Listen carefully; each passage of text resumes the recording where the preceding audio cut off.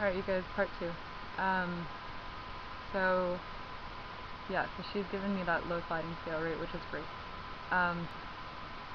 That was great news earlier today. That was before I found out about the waiting list. It's not that, like, anybody got bumped up or anything. It's like there are people there who are paying out of pocket who decided to stay longer. And I'm actually, like, I have no, like, that's awesome. You know what I mean? If people can afford to pay out of pocket for treatment, like, stay as long as you fucking need. Like, seriously. But what I'm hoping for and what I'm hoping for is to get bumped up on the waiting list, honestly. I'm in a situation where it's, yeah, so my options that I'm looking at are, A, talking to Carolyn and hopefully getting bumped up, to sooner. B, if that doesn't happen, considering whether or not, and I'd have to make this decision fairly quickly, whether or not to go to Rain Rock in Oregon, or C, going home for this month, because I don't, despite my father just sat and listened to me and I cried and, like, you know, he felt bad for what he said and the way that he acted, and I told him I understand that I've been acting unfairly as well. He was so, like, vicious about it that my mom actually stepped in, which is, you know, she's pretty pissed at me because I'm pissed at her because she got drunk. You know, whatever. So it was pretty bad, but he just sat and listened to me for like an hour. G2.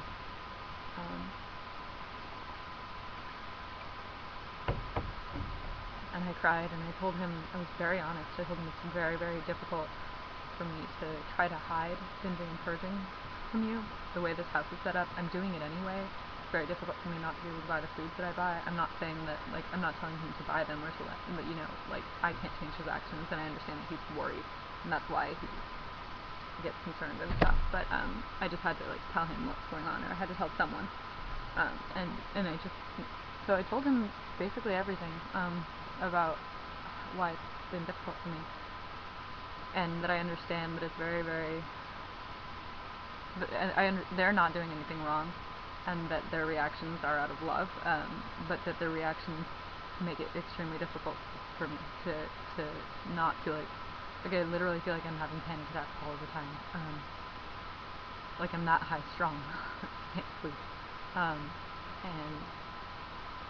like pressure in my chest, you know what I mean? I thought I was having a heart attack the other night, and you know, whatever. So it's not that any of us are doing anything wrong, it's just that I don't think it's going to work out for me to be here. And he was like, but you can't go back to living in that apartment that you were living in, and blah blah blah blah. And I said, you know, it's pretty bad, yeah, but I could see the doctor. I think that if I were to, like, keep on top of going to the lab on time, my doctor who orders my labs, you know, priority and stat or whatever, would let me know if something were wrong immediately. So I would definitely work on not letting myself get too sick to then go to the lab and get it checked. You know what I mean? I think that was the big issue before I came here. So seeing the doctor, I would have things, like, I would have some things to do. I really wouldn't have anything to do still, but I would be able to get out of the house, and I would. The thing is, like, even when I didn't feel well enough to really walk a whole lot, there was two coffee shops that I really liked. Both of them literally, like, 2-minute walk. And so, you know, I also have friends out there. I have friends here who are very nice, but it's a different situation. And I think that it might actually be better for me to go home. I think that it would be more bearable to do the month, and I think that I could keep myself alive.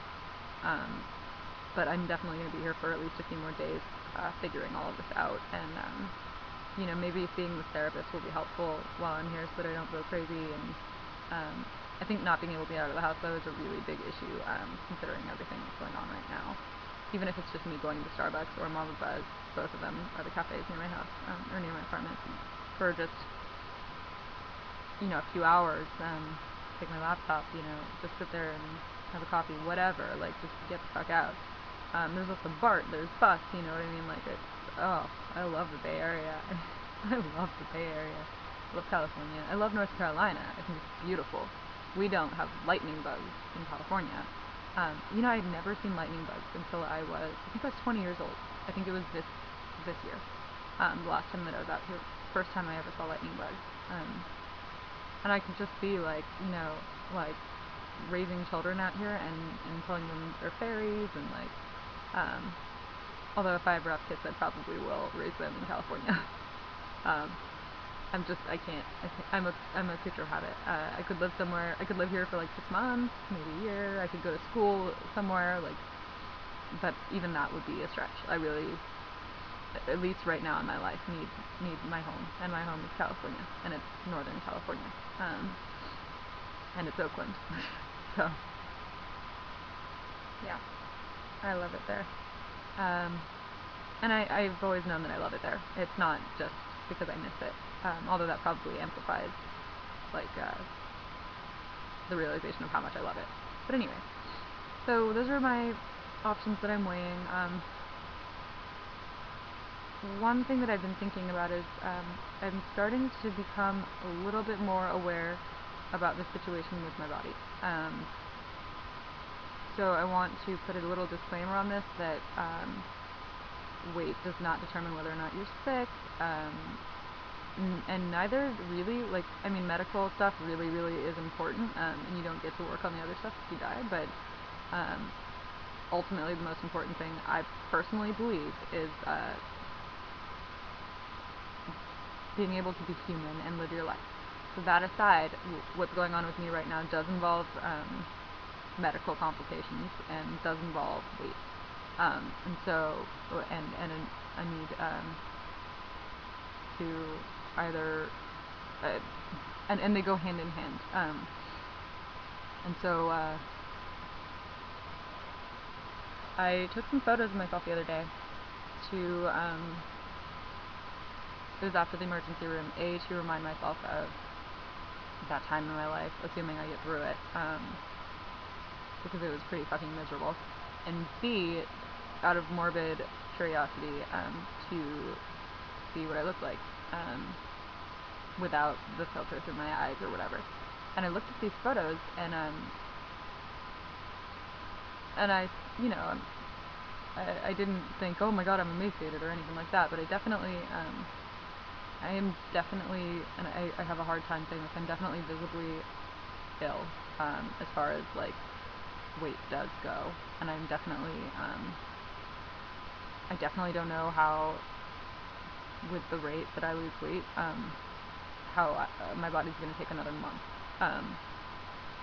So that would be something that I would need to probably slow down, although I don't know if I'm strong enough, health side, like healthy head wise, to make myself do that. But we'll see, I guess. So I have been having these moments of clarity. I have been, like, just randomly bursting into tears, like, some really cheesy stuff and some really, like, heart-wrenching, like, moments of, they don't have to be dramatic moments. They can be, like today I was, like, tonight when I was purging, I had a few sessions of binging purging, and this was the last one, and I remembered both of my parents calling me crazy, and I started crying in the middle of purging, and I was so cold. Okay, I have to make a third video.